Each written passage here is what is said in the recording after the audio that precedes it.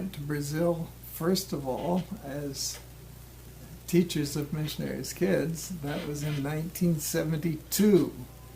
And we've been there, except for furloughs, ever since. So that makes 45 years, I think.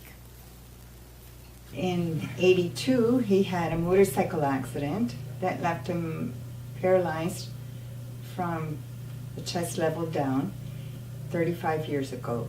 We tried to do rehabilitation in Brazil for fear that the mission wouldn't let us go back.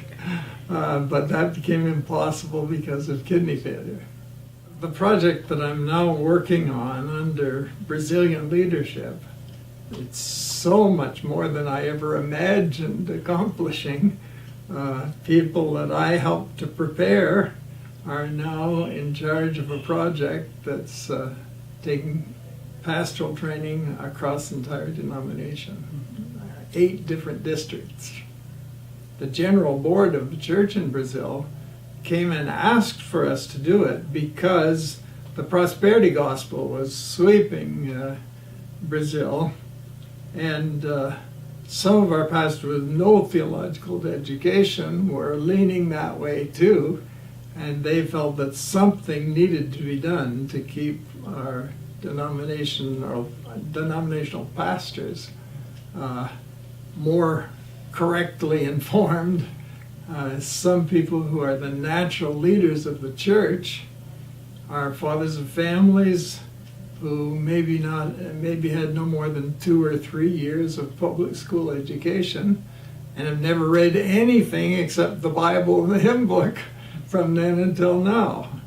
And then there are others who are university graduated. I also was quite involved in teaching. Now that they're preparing the material for others to teach, I have done some of the teaching still in our area, but I am more involved in the local church, and also I have a real interest in all of the kids that had been part of the group home that I had been responsible for. They don't have families, and so we're a reference for them, and at Christmas time we have kids adults now. They're still my kids. In terms of my personal life, I am still and always was a tinkerer and an inventor, and without good equipment that's so much harder to do, and even with good equipment it still is you can't work at a lathe without getting a lap full of sawdust. I think one thing that's really has affected us is some key people that were in key leadership positions made some wrong choices and fell into sin, and that really hurts the church as a whole, hurts personally. And then to help pick up pieces and carry on, I think that's probably been the hardest thing. Our present flights are to leave the 30th of this month, 30th of October, 2017, leave for Brazil, and to return the 30th of April, 2018.